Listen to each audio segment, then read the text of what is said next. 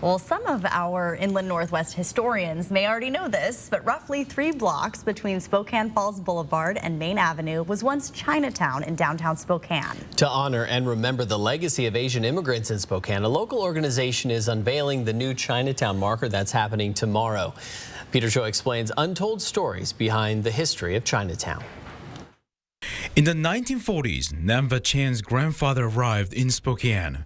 Her granddad was a businessman who owned many restaurants, including one in Old Chinatown. And then in Spokane, he opened up the Chinese Gardens.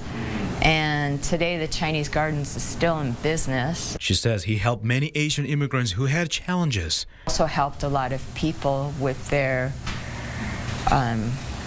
businesses, legal works, anything that people needed English. Co-founder of the Spokane United We Stand, Vina Cathcart, says Chinatown was more than a cultural district. A little community, or it was a fairly robust community at the time, had all of the cultural foods, had all of the incense, and even the celebrations. So Lunar New Year was a huge celebration back then.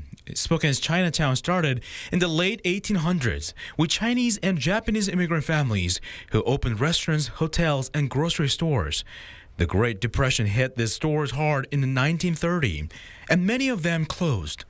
The remaining buildings that were a part of Chinatown were actually razed and bulldozed to make room for Expo, basically. All of the and eventually the convention center and the performance center. Now, a poem that Chan's grandfather wrote will be featured on the Chinatown marker. It just talks about their experience and the hardship that they endured and the sacrifices they made to give their future generations, people like me, a better life. Along with Chinatown marker, the Trent Alley marker will be unveiled on Friday.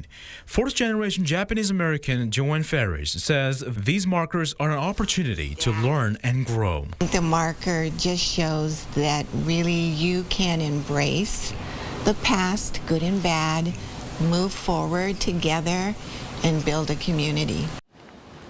Peter Choi joins us now in studio. Many of us know this. Some people probably don't. Peter moved from South Korea last year. And Peter, you probably have a unique perspective on this type of remembrance. Yeah, I mean, when I got here, there's no Chinatown, where I usually get Korean barbecues. And that felt a little weird. But putting that markers make me feel like, you know, I actually belong to this community. Yeah. And you're going to be there. You're going to be emceeing. So what can people find out?